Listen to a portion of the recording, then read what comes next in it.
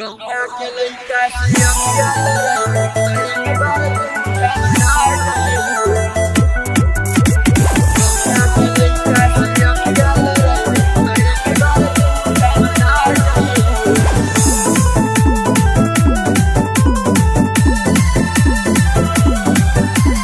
चोरल जवानी में चोरल चलेलू बात न केहू के मानेलू। चोरल जवानी में चोरल चलेलू बात न केहू के मानेलू। गौवा के लइका से अखिया लड़ैबू त एक बार तू ठंडा जइबू। गौवा के लइका से अखिया लड़ैबू त एक बार तू ठंडा जइबू।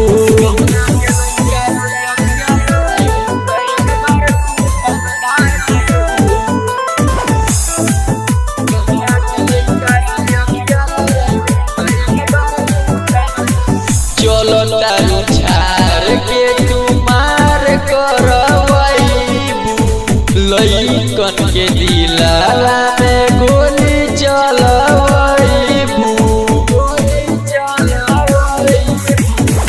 चलो झार के तू मार करवैबू। लइकन के दिलाला में गोली चलवैबू।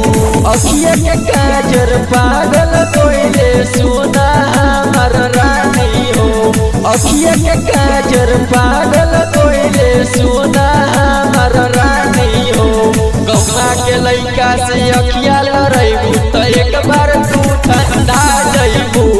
गौवा के लइका से अखिया लड़ैबू त एक बार तू ठंडा जइबू।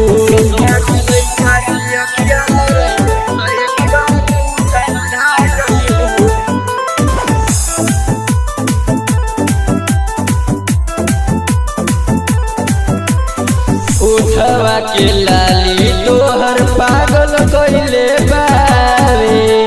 कनावा के बाली तोहर नींद रोले बारे। उठवा के लाली तोहर पागल कइले बारे। कनावा के बाली तोहर नींद रोले बारे। रतिया में मिले आवे रनिया सोनू के दिल धड़का दी हो। रतिया में मिले आवे रनिया सोनू के दिल धड़का दी हो।